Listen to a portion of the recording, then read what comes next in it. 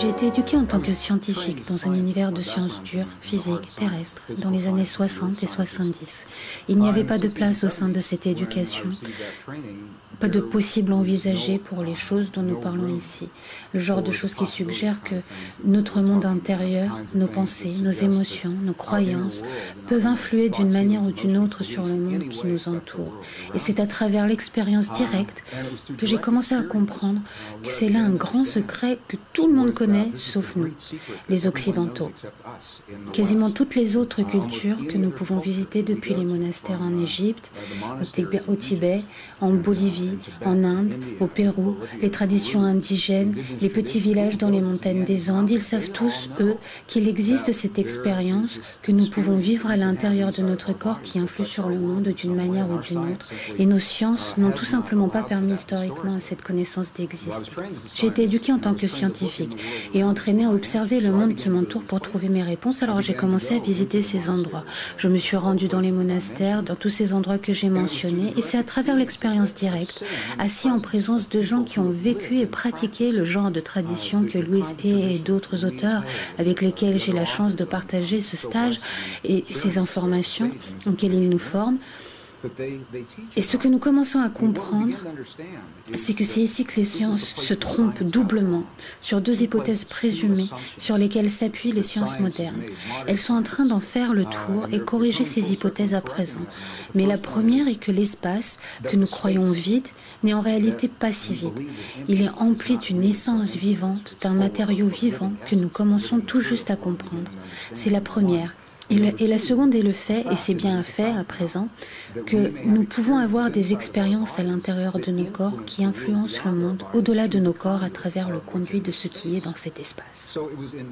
C'est donc en me rendant dans ces monastères, ces couvents, en discutant avec les indigènes, en les regardant les yeux dans les yeux, cœur à cœur, Dieu à Dieu, que j'ai pu dire à ces gens: lorsque vous réalisez simplement ce miracle, cette guérison miraculeuse, que faites-vous à l'intérieur de votre corps pour que ça se produise ? Et si je ne comprenais pas ce qu'ils me disaient, je redemandais encore et encore et encore à travers les traducteurs jusqu'à ce que je comprenne qu'ils créent une expérience qui produisait à l'intérieur de leur corps que ma science ne m'a jamais dit être possible ou même existante. C'est le chemin que j'ai parcouru et je veux juste mettre l'emphase là-dessus. La science est bonne, je crois que notre science est bonne et nous a bien servi. Elle est simplement incomplète et c'est donc ce chemin qui m'a permis de retrouver les pièces manquantes que nous commençons tout juste à comprendre de nos jours en mariant la meilleure science de notre temps avec 500 ans de sagesse et de notre passé, en une compréhension plus complète, une compréhension qui nous ramène à la question, c'est une longue réponse à une courte question, ça nous ramène à ce que nous commençons seulement maintenant à comprendre. Le fait qu'il existe quelque chose que nous pouvons faire dans nos vies qui influence non seulement le corps physique, le nôtre et celui de ceux qui nous entourent, qui influence littéralement la réalité physique de notre monde. Et ça change tout. Ça change tout ce que nous, les Occidentaux, croyons à propos de nous-mêmes. Ainsi, en tant que scientifique, j'ai aussi été amenée à comprendre que ceci est une manière très différente pour beaucoup de gens de se percevoir soi-même, ainsi que leur monde. Et j'ai trouvé qu'il existe une courbe d'apprentissage que nos audiences, nos amis, nos familles et les collègues au sein de ma carrière dans la fontaine d'eau, ceci n'est pas quelque chose dont les gens parlent normalement dans une organisation technique. Ils ne se réveillent pas le matin en disant: quel genre de sentiment, quel genre de rêve, quel genre de guérison as-tu vécu ce week-end? Ils parlent de qui a gagné le match de foot, qui a gagné la loterie. C'est ici que ça apporte de la pertinence à nos vies, car nous avons chaque jour ces expériences, que nous soyons conscients ou non, que ces expériences affectent physiquement nos corps et notre monde.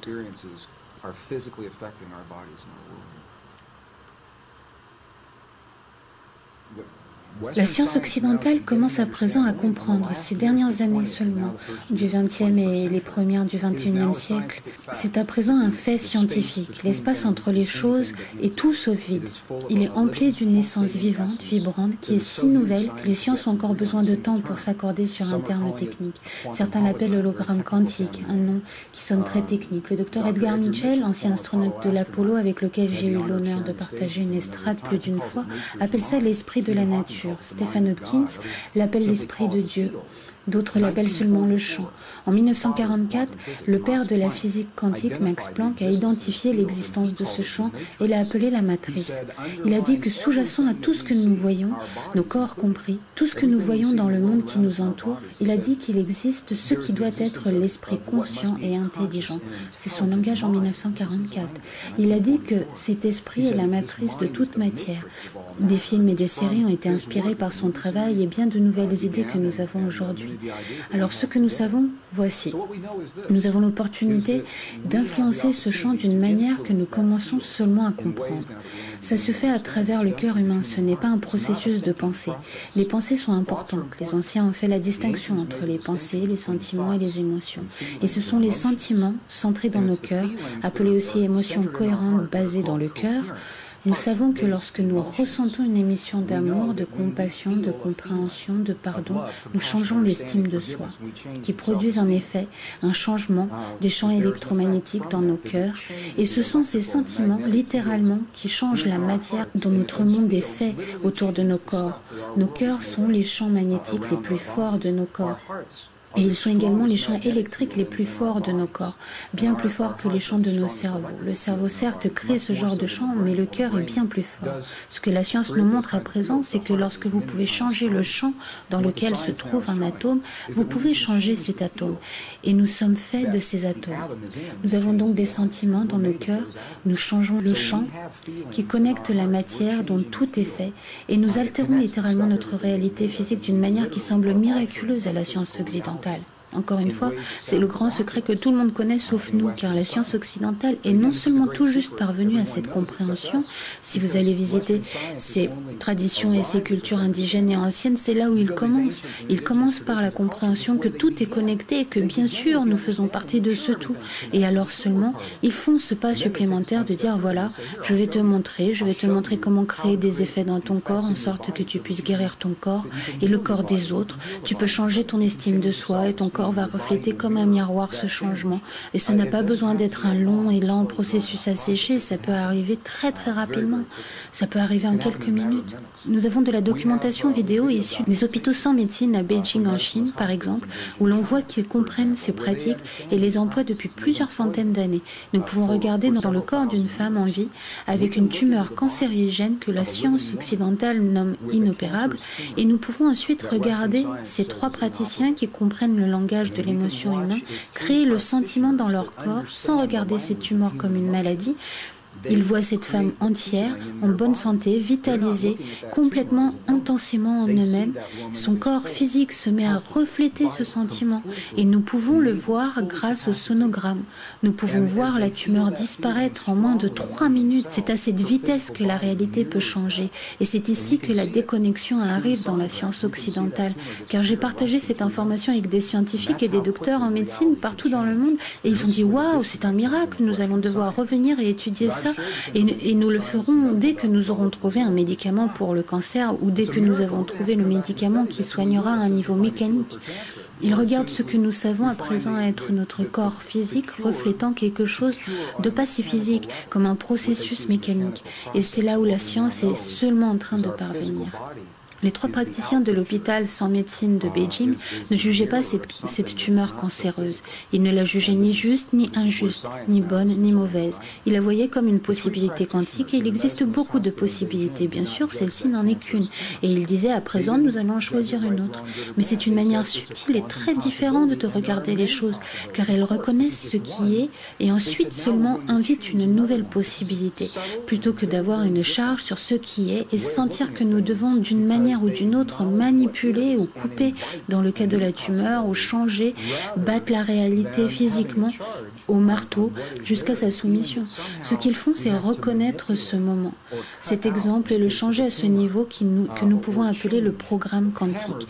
Ils ressentent le sentiment d'une autre possibilité qui s'est réalisée et ce faisant, ils permettent à cette possibilité de remplacer celle qui existe sans la juger.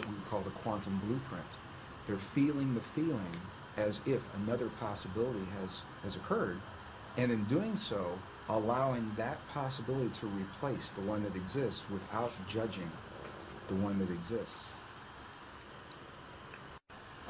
J'étais un ingénieur en aérospatial à Denver, Colorado, durant les dernières années de la guerre froide, dans les années 80, à l'époque où le fameux nuage brun inondait Denver de pollution. Et nous pouvions tous conduire le même jour. Nous devions organiser le covoiturage et un jour, je me suis rendue chez un ami ingénieur. C'était ma semaine d'astreinte et j'y suis arrivée un peu en avance. Je n'avais jamais été chez lui et je lui ai demandé si je pouvais utiliser sa salle de bain. J'y suis entrée et j'y ai trouvé des petits post-it d'affirmation partout dans la salle de bain qui disaient « Ma partenaire parfaite se manifeste pour moi maintenant. Ma partenaire parfaite se manifeste pour moi maintenant. » Nous sommes entrés dans sa voiture et il y avait des post-it partout sur le tableau de bord, le rétroviseur. « Ma partenaire parfaite se manifeste pour moi maintenant. » Et bien sûr, j'ai su de quoi son bureau avait l'air. De la même manière, il les avait accrochés partout sur les murs et son écran d'ordinateur. Je lui ai demandé « Est-ce que ces affirmations fonctionnent pour toi ?» Il m'a dit « Non, ça n'a jamais marché. » Et je lui ai demandé « Pourquoi penses-tu que ça n'a pas marché ?» Et il m'a dit « Regarde-moi, qui voudrait être avec quelqu'un comme moi? Je ne suis qu'un ingénieur. » Vous voyez, il avait une très faible estime de soi et j'ai commencé à penser à la manière dont il appliquait les affirmations et la manière dont d'autres personnes les appliquaient avec beaucoup de succès. Et la différence que j'ai trouvée, c'était que pour lui, il s'agissait d'un processus de pensée qui n'a jamais dépassé ce qui se passait dans son esprit et dans l'image qu'il se faisait de lui-même, sa propre estime. La pensée est importante. Les anciens sont très clairs à ce propos. Dans les textes sanscrits, ils nous disent que la pensée est l'image de la possibilité quantique. En d'autres mots, dans le domaine des possibilités, tout existe déjà. La relation parfaite de mon ami est la pire qu'il n'aura jamais vécue, la plus lumineuse des lumières, la plus obscure des obscurités. Nos plus grandes guérisons et nos plus grandes souffrances, toutes ces possibilités sont déjà là. Et ce qu'il nous invite à faire dans ces traditions anciennes, c'est d'atteindre ces possibilités dans notre esprit. Ça, c'est le pouvoir de notre esprit. Et d'isoler, nous verrouillons l'une de ces possibilités. Et à présent, nous avons à l'emporter, à l'identifier d'une manière ou d'une autre, pour l'apporter dans ce monde, pour insuffler de la vie à ces possibilités. Nous y amenons le pouvoir de l'émotion humaine, notre amour pour cette possibilité ou notre peur de cette possibilité. L'une ou l'autre marchera. Pour amener cette possibilité quantique dans la réalité des particules de notre vie de tous les jours. Nous n'avons pas besoin de savoir, ça sonne très technique, nous avons juste un sentiment, mais ceci est la science. Ça apparaît comme la science de comment ces choses fonctionnent. C'est donc pourquoi notre estime de soi est si importante. Lorsque mon ami ingénieur a ressenti qu'il n'y a pas de raison que qui que ce soit veuille être avec lui, comme il me l'a dit, l'affirmation pour lui était une affirmation vide. C'était une pensée qui n'avait pas d'énergie pour l'inviter dans ce monde. Et un exemple à l'opposé de tout ça, comme je connais d'autres personnes qui simplement ont fait une liste de toutes les caractéristiques d'un partenaire parfait pour leur vie, c'est ce que font beaucoup de gens pour qui ça marche et c'est ce que j'utilise comme exemple, mais ça marche pour la guérison, pour la paix, c'est juste que nous parlons de relations ici. Ils font la liste de toutes ces caractéristiques et ensuite ils partent du fait que cette relation est déjà en train de se réaliser. De quelle manière leur vie est différente à présent que ce partenaire parfait est présent, ou leur soirée, de quelle manière différente ils passent leur temps, comment ils se sentent quand ils se réveillent le matin et partagent la vie de quelqu'un. Et ce sont ces sentiments qu'ils vivent à longueur de journée. Ce n'est pas quelque chose qu'on s'assoit pour faire une minute et on se lève et on s'en va. C'est plutôt quelque chose que l'on devient. Nous vivons nos vies comme si ces expériences ont déjà eu lieu et c'est de cette manière que nous les invitons dans nos vies. Et elles arrivent si vite qu'elles peuvent faire peur à certains. Je connais des gens qui n'ont pas eu le temps de terminer leur liste, elles sortent déjeuner ou prendre un café et la personne qui leur amène le déjeuner se trouve être la personne décrite sur cette liste et ils tombent amoureux et ils se marient et 20 ans plus tard ils sont toujours mariés. Je connais des gens à qui c'est arrivé. Tout est donc une question de clarté, de spécificité, d'être personnel, d'être très clair avec l'idée que ce sont là des désirs personnels. Scientifiquement, il apparaît que ce champ, la matrice divine, est le miroir et le pont entre nos mondes intérieurs et extérieurs. Et il ne peut nous donner que ce que nous lui donnons pour travailler avec. Et la chose intéressante, c'est que nous avons été conditionnés à ressentir les sentiments des choses que nous ne voulons pas dans la vie et dont nous avons peur. Nous nous réveillons le matin et nous regardons les infos de 6 heures avec toutes les choses dont nous devons avoir peur et ensuite nous traversons notre journée en nous disant « Oh, j'espère que je ne verrai pas ça aujourd'hui » ou « J'espère que ce n'est pas l'angle de cette rue ». Et dans mon questionnement, si fascinant pour moi, d'où nous apprenons à ressentir les choses que nous ne voulons pas vivre plutôt que les choses que nous choisissons de vivre. vivre et comment nos vies seraient différentes si nous coupions court à tout ce qui est statistique et si nous choisissions simplement dans toutes nos vies ce que nous aimerions vivre à chaque instant de la journée ou dans nos relations ou dans le domaine de l'abondance ou de la carrière ou de la paix dans nos familles. De quoi nos vies auraient l'air si nous pouvions faire ça? Il existe une très bonne preuve scientifique montrant précisément à quoi ressembleraient nos vies, car très rapidement nous expérimenterions tout ce que nous créons. En tant que scientifique, l'une des premières choses que j'ai eu à comprendre, et encore une fois mon éducation, j'ai été éduquée par les sciences pures et dures et aucune expérience antérieure n'y avait la permission d'avoir un effet quelconque sur le monde extérieur, pour commencer. Deuxièmement, j'ai été élevée dans une communauté relativement conservatrice dans le Midwest. Je suis née dans le Missouri, Kansas City, Missouri, et dans cette partie du monde, lorsqu'on parlait d'émotions, ça se réduisait à cette expérience nébuleuse des pensées, des émotions et des sentiments, qui seraient tous le même genre de choses dont on ne parlait pas vraiment beaucoup. Et soit dit en passant, en tant qu'homme, on ne veut vraiment pas voir beaucoup des vôtres. C'était mon éducation. J'ai donc commencé à comprendre que lorsqu'on va dans différentes cultures, et je me réfère encore et encore à cette sagesse que nous avions, la sagesse des cultures occidentales qui a été perdue durant le IVe siècle, il y a environ 1700 ans, cette sagesse a été éditée hors de nos traditions religieuses les plus aimées, les éditions bibliques du IVe siècle. Cette sagesse n'a pas été retirée des autres cultures que nous avons visitées. Et c'est la valeur que l'on peut trouver en visitant ces cultures. Ils identifient 3 expériences séparées et à la fois reliées que nous avons tous à l'intérieur de nos corps. Et ils les appellent littéralement pensée, sentiment. Et voici la différence. La pensée est identifiée avec les 3 plus hauts centres d'énergie. Les traditions sanskrites parlent de 7 centres énergétiques, un système de 7 chakras avec lequel ils travaillent, et ils disent que les 3 centres les plus hauts sont reliés au processus de la pensée ou de la logique. Donc, lorsqu'on pense à quelque chose, on le visualise dans notre esprit, cette relation parfaite où Donc, lorsqu'on pense à quelque chose, on le visualise dans notre esprit, cette relation parfaite ou la paix entre les nations. Mais nous ne pouvons les inviter dans notre vie seulement en insufflant la puissance de l'émotion dans cette pensée. L'émotion provient des 3 centres créatifs les plus bas dans notre corps. Ainsi donc, lorsqu'on insuffle le pouvoir de l'émotion dans notre pensée, nous imprégnons cette pensée de vie. Et ces 2 énergies se rencontrent en un seul centre qui n'a pas encore été utilisé dans notre modèle, c'est-à-dire le cœur, ou ce que les scientifiques appelle l'oscillateur liquide à 7 niveaux dans le centre de notre poitrine, mais appelons-le juste notre cœur. Car c'est ce qu'il fait, notre cœur crée des ondes électromagnétiques qui influencent le monde autour de nous sur la base de ce que l'on pense et de l'émotion que nous insufflons à ces pensées pour créer le sentiment. À présent, nous venons de définir le sentiment. Le sentiment, d'après les définitions des traditions sanskrites, c'est l'union de la pensée et de l'émotion qui ensemble créent le sentiment. Et ce qui rend tout ça vraiment intéressant, c'est que ces traditions disent que nous sommes capables de seulement 2 émotions primaires, l'amour et quel que soit le nom que l'on donne à son opposé. Et lorsque vous avancez plus profondément dans ces enseignements, il s'agit de 2 aspects de la même chose. Mais ce qu'ils disent, c'est que nous avons notre pensée et nous y insufflons soit de l'amour de cette pensée, soit de la peur de cette pensée, pour créer le sentiment. Et le sentiment alors devient tristesse ou joie ou compassion, ou colère. Ce ne sont pas des émotions, ce sont des sentiments. Pour certaines personnes, ça paraît tatillon. Quelle différence ça peut bien faire? Et ce sont les différences subtiles entre ces manières de voir anciennes, ces technologies intérieures. C'est littéralement une technologie, car nous pouvons avoir une même pensée, la même affirmation et l'imprégner avec une émotion différente. Et nous obtenons des sentiments totalement différents qui créent des résultats différents.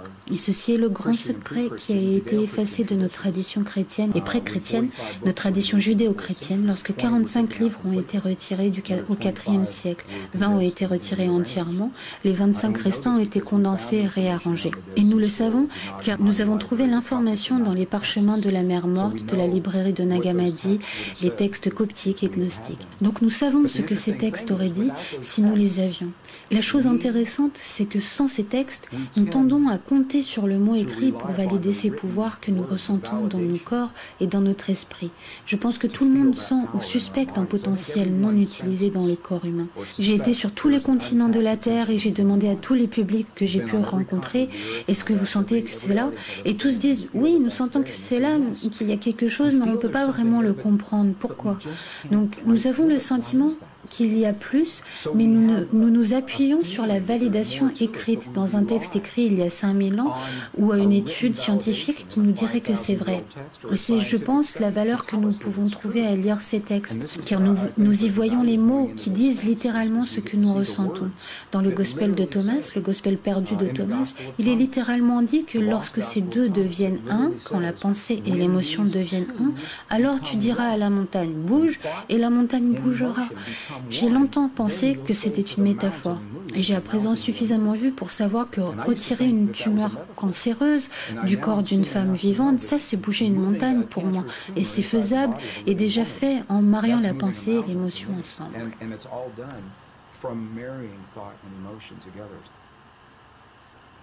En 1998, j'ai fait mon premier voyage dans les montagnes de la Chine centrale et du Tibet. Et c'est à cette époque que nous avons eu une audience avec un abbé, un leader dans une secte particulière, un monastère. Et cet homme est mort il y a quelques années seulement.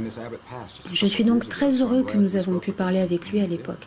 C'est à cet homme que j'ai posé une question que j'ai posée à chaque prêtre, chaque nonne, chaque chaman au Pérou et en Bolivie. Et c'est de cet homme que j'ai reçu la réponse la plus claire. Je lui ai posé cette question. Lorsqu'on vous regarde prier de l'extérieur, on vous voit chanter pendant 16, 18 heures par jour et on voit les cloches et les bols et les mudras et les mantras et les gongs et les carillons et les encens. Nous vous regardons prier de l'extérieur, mais que faites-vous de l'intérieur ? Et cet homme m'a regardé et m'a dit « Tu n'as jamais vu nos prières, car nos prières ne peuvent pas être vues.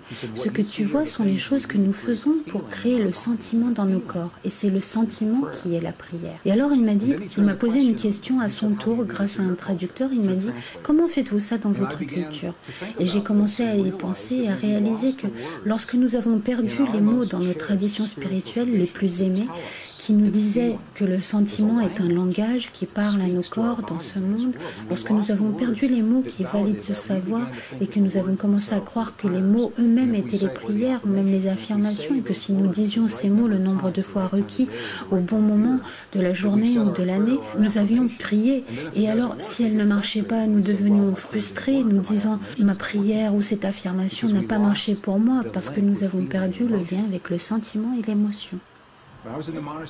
Lorsque j'étais dans les monastères du Tibet et que cet abbé était mort, un nouvel abbé a pris sa place. Il était déjà dans sa 80aine et il était le nouvel abbé tout jeune. Je lui ai posé une question. C'était en 2005, nous revenions tout juste et je lui ai demandé « Quelle est la force dans votre tradition, dans votre système de croyance? Quelle est la force qui connecte l'univers, qui maintient le tout ?»